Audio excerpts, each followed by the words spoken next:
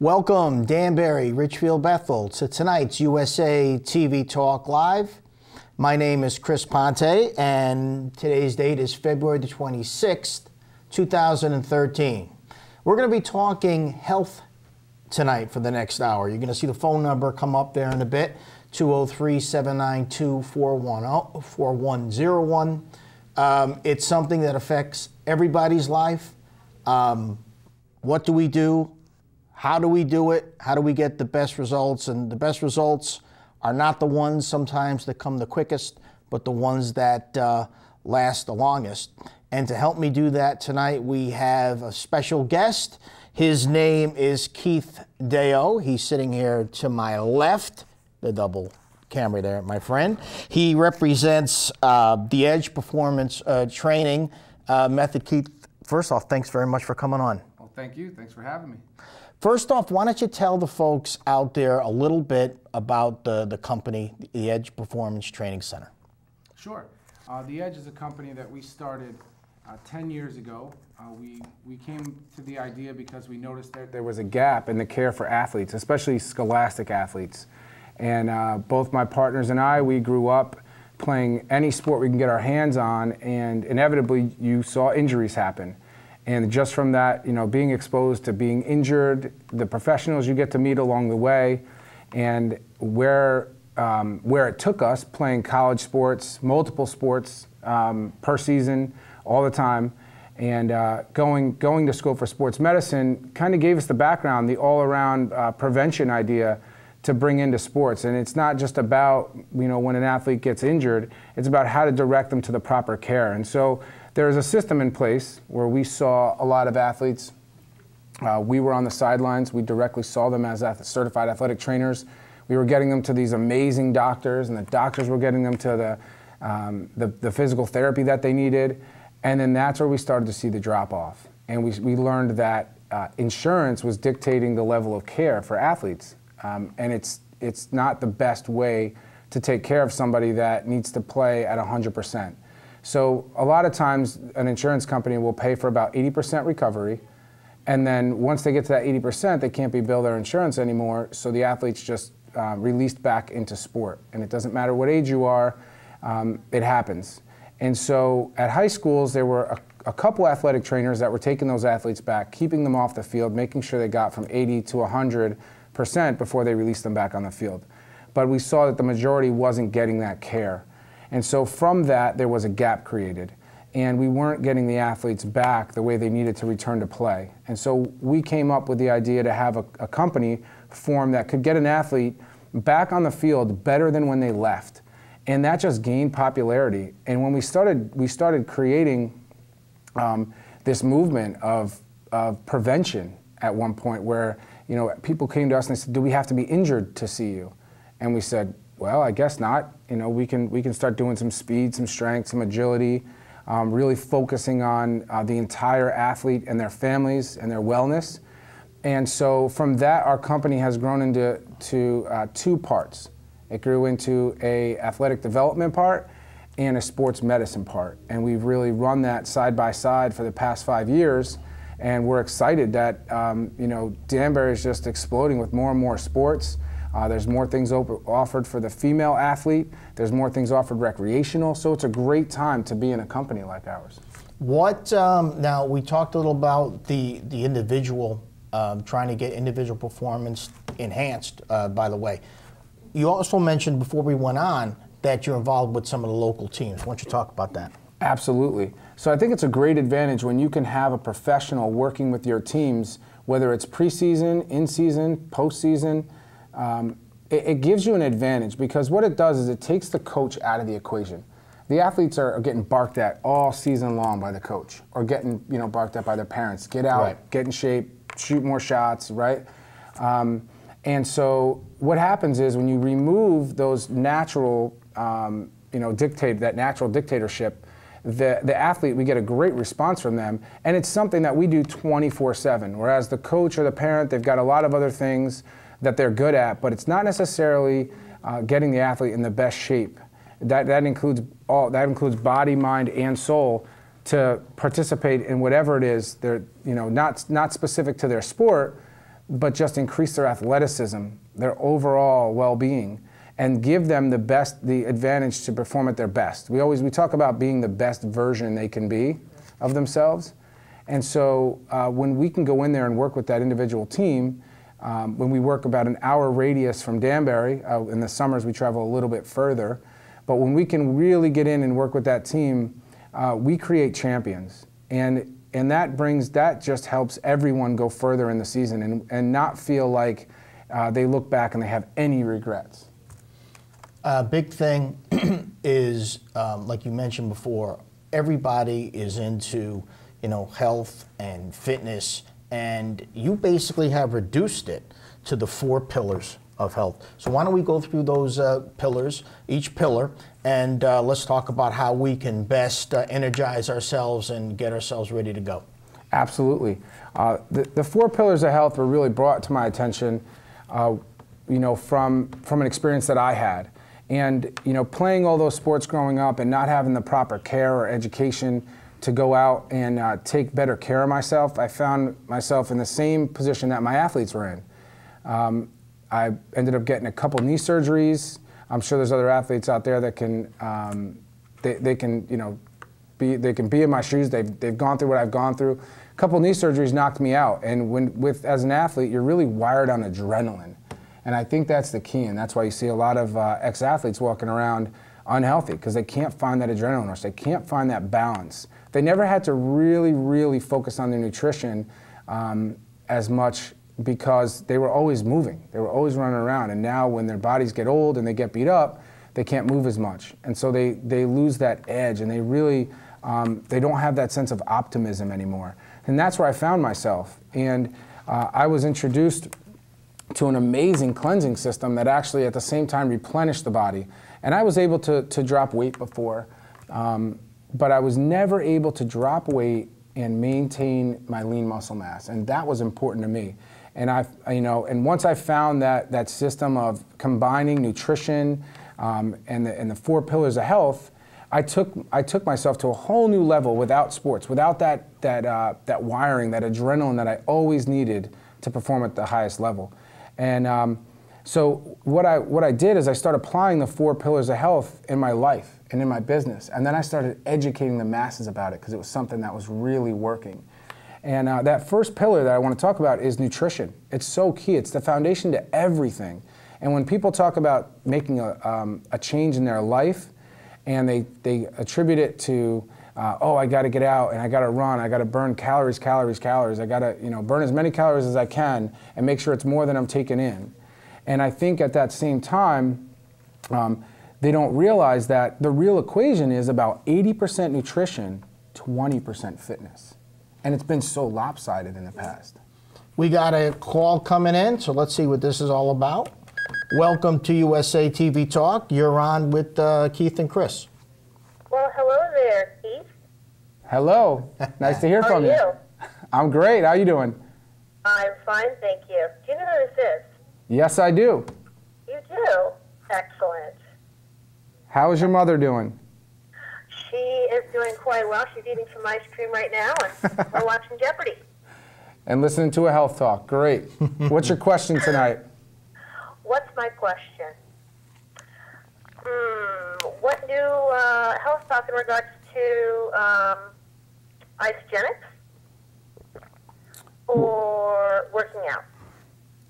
What's new in health regarding isogenics or health? Oh, yeah. What's new in isogenics world? Well, what new products enhance an athlete's performance besides the athlete's pack? Well, I'm not really going to hit on any specific products or packs, but I do know that there really is a strong anti-aging movement. And what they're doing now is we're really taking a good hard look with the science that's available on addressing the stress, the toxicity level, and the obesity level in people. And we're finding that we're getting a great results regarding anti-aging. And I think that's a huge question that people have. And it's definitely linked to nutrition. And if we stick to addressing those 3 areas, we can start to slow down that aging process, especially with that biggest population right now, Chris, is the baby boomers. Absolutely. Caller, are you a workout person? Yes, I am. You are? Tell me a little bit about your regimen. My regimen would be to work out at least 4 days a week. I played semi-pro full contact football Oh, you do? for an all-women's team. Oh, wow. And played field hockey in high school and college. I still play softball, fast pitch, all-girls team with the girls I went to high school with several years ago. But you wouldn't know that yet because I don't have any wrinkles on my face, so I don't show my age, which is really good.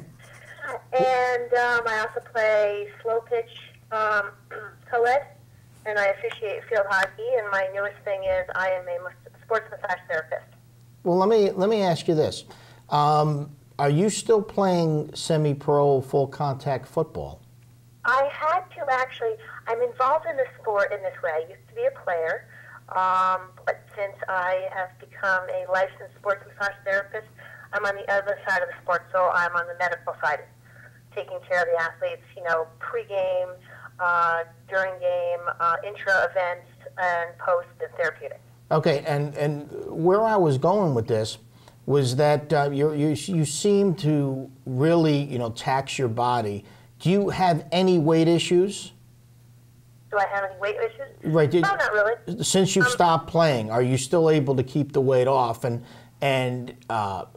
is your training, what I would think would have been a lot of cardio and a lot of weight training, no? Weight training is important to me. You want to keep the bone density and as well as the cardiovascular health with the cardiovascular workout. Right. So a little bit of both. And, just looking for, I can't just go to a spin class. I don't feel that I am able to get enough out of the workout. I can't go to a Zumba. So I like to train with some people in the industry, testing the limits. Wow. So you're on the high end of this. What is? Do you have a pretty strict nutritional regimen? Well, I always start out with a very good protein shake. Okay. 42 grams of protein, organic from New Zealand, and 96 vitamins and minerals. And that starts off my day with some liquid vitamins, and I'm ready to rock and roll, no caffeine. Awesome. You got anything to add to this, Keith? Sounds like she should be sitting here. That's right. And Kohler, did you find yourself in the same boat, similar to what I had when you competed at such a high level? You said you played college field hockey and softball. Did you find yourself when you were removed from that sport, whether it was an injury or it was just time to go, that there was something missing in your life, and you started to go down the other road where your body was such, in such great shape that you just couldn't find a reason to train as hard as you did and control your physique and physical wellness? I think through proper diet, exercise, and stress management, and sticking with the right people at all times, positive people, always looking to do their best and strive for more, I've been able to maintain. It's funny because Keith just told me before we went on that one of the 4 pillars of health is stress management. So if you get around people that neg you out, you're almost hurting your own health, right? You are, and it's important to surround yourself with positive people. Absolutely positive people, because it's the law of attraction. Positive attracts positive. There can be a negative situation, but as long as you pull out of there with a positive note, you're good to go. Hey, thanks very much for the call. Thank you very much. Have a great evening, gentlemen. It was great talking to you. Awesome. Bye-bye. I mean, that's, you think about that. We're attracted to people that are, they they're emotional, they're high end, they like to get it done, and it actually helps you get sucked into that positive energy, but it can work the other way. Now, you mentioned nutrition. We were talking nutrition before the caller. Let's talk about breakfast, lunch, and dinner. For the basic, person out there, you want to get up in the morning. Do you want to exercise first? Then you want to go like a liquid vitamin? What should we do at the beginning of our day?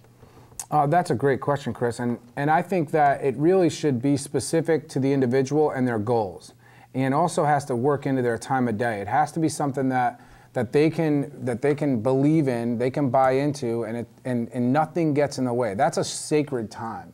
That's so important. It actually falls into those pillars that when you wake up and you have your schedule, you got to stick to it, and it's got to be something that nothing gets in the way, and that's huge. That's so important. It's something that I want to also talk about. It's just, you know, do your actions match your intentions?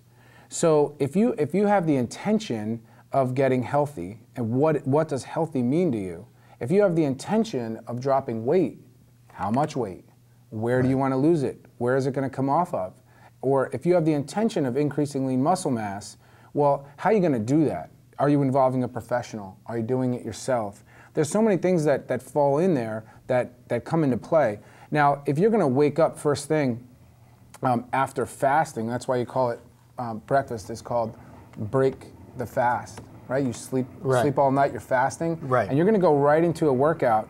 Where are you going to be pulling from for that energy? Where do you think that energy is going to come from right off the bat? I mean, that's important. Right. So if you just jump right into a workout, right, your blood sugar is not going to be very high because you just slept. So you have to give the body something to work with. Yes. Correct? Yes. It's so important to give the body something to work with. You can't drive your car very far on an empty tank, can you?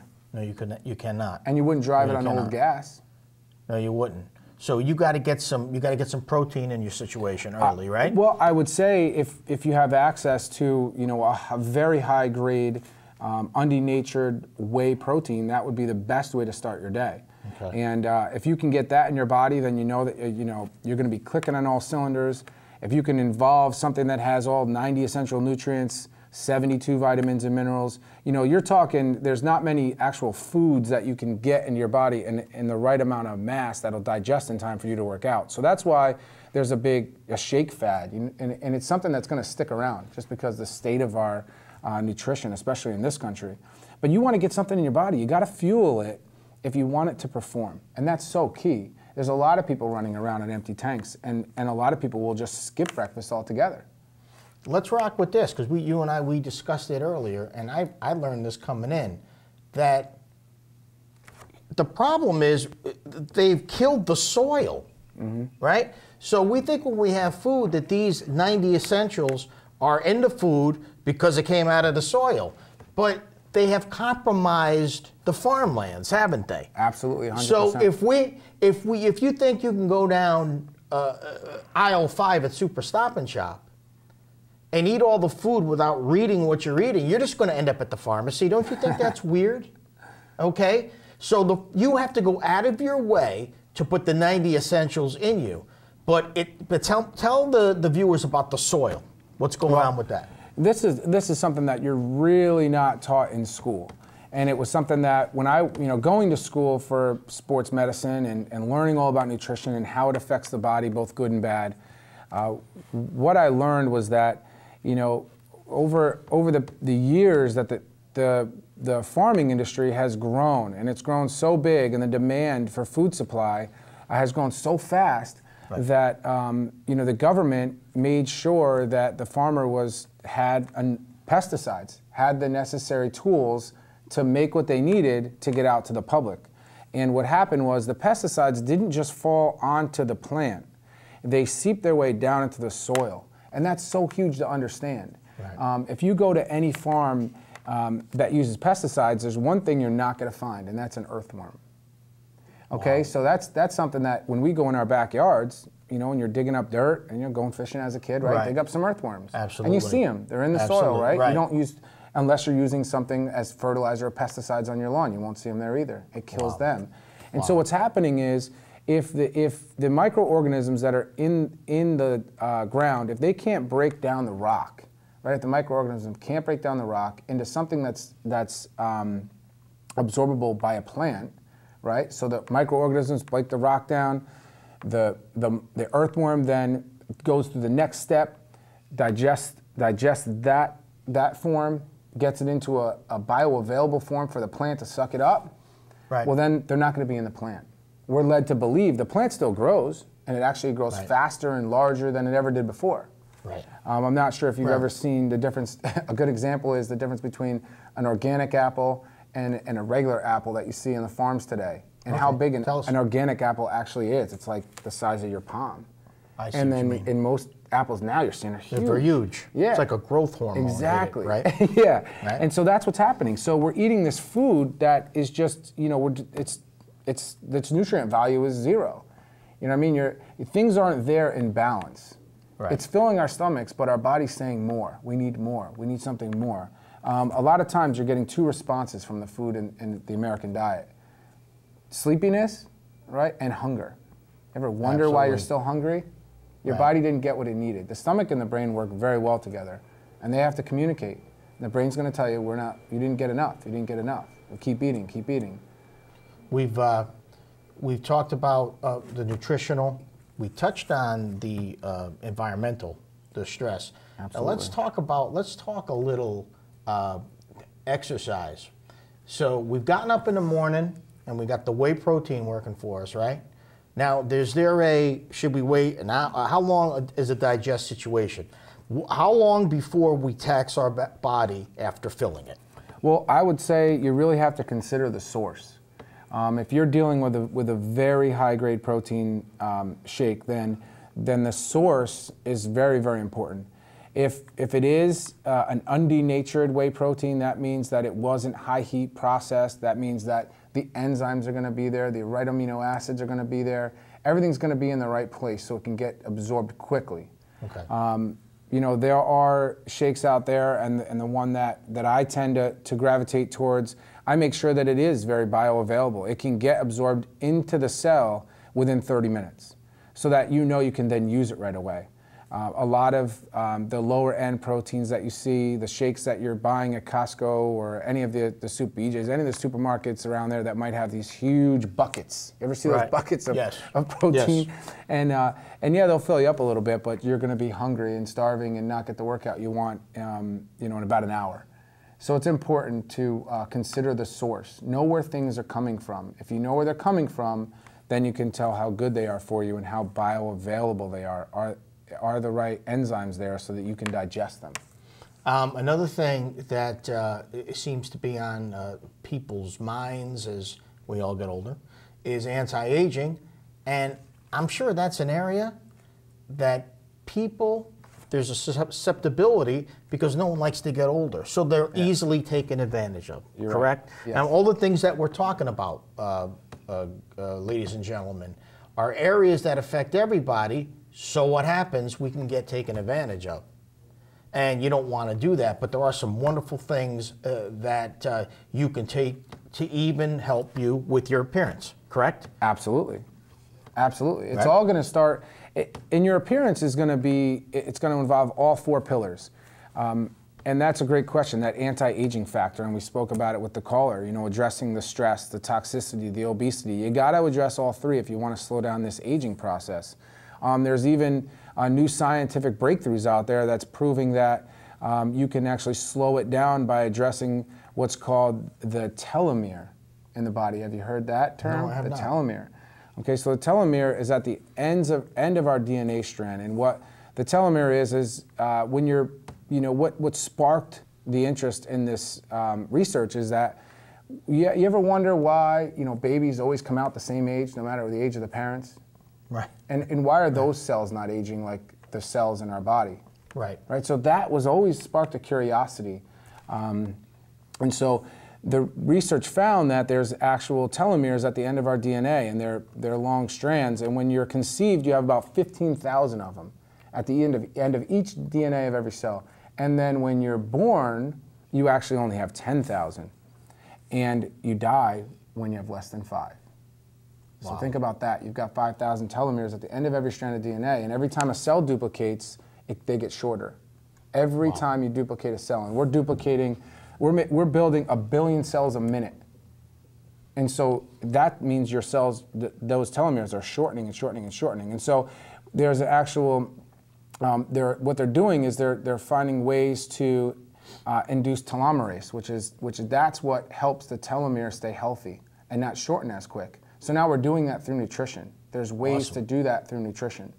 And by addressing all four pillars, when you talk about nutrition, right, we spoke about that, You talk about exercise and how well your body uses oxygen and how well you hydrate it, right? You want to be able to drink half your body weight in ounces every day, and if you're active, a little bit more. If you drink coffee or tea, right, even just one coffee a day, you want to increase your ounces by 64. So I'm a coffee guy. I'm just 1 cup a day. What am I doing? So I'm actually hurting myself. You're dehydrating yourself.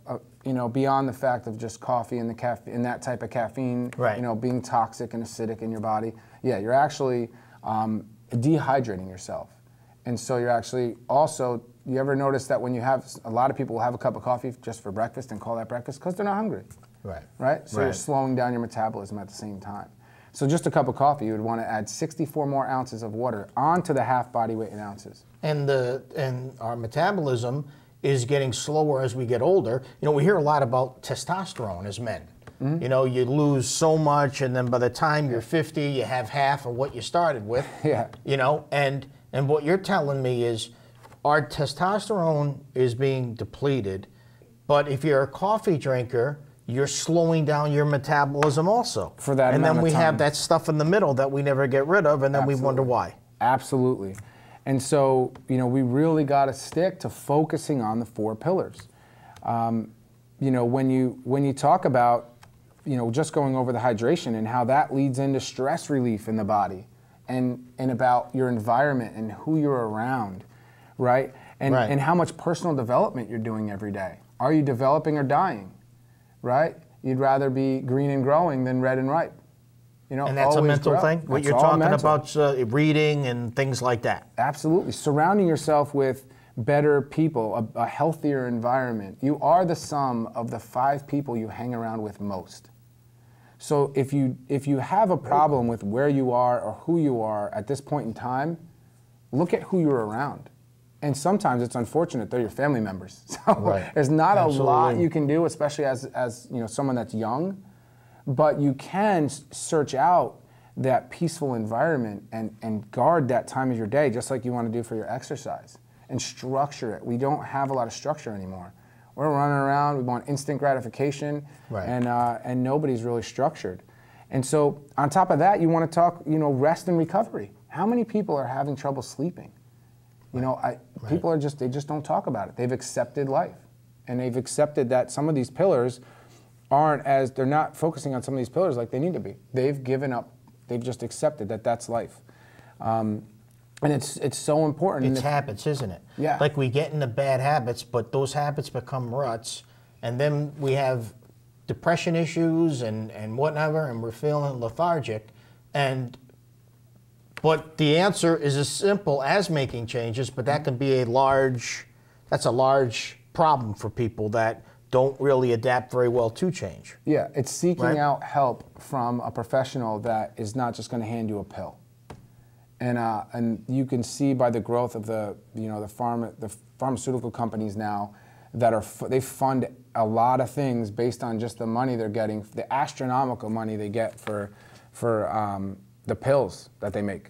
And I think that's what we're trying to do as a society, is we're just trying to patch the holes, right? Patch the holes in the dam. Just put a Band-Aid on it. One medication leads to another.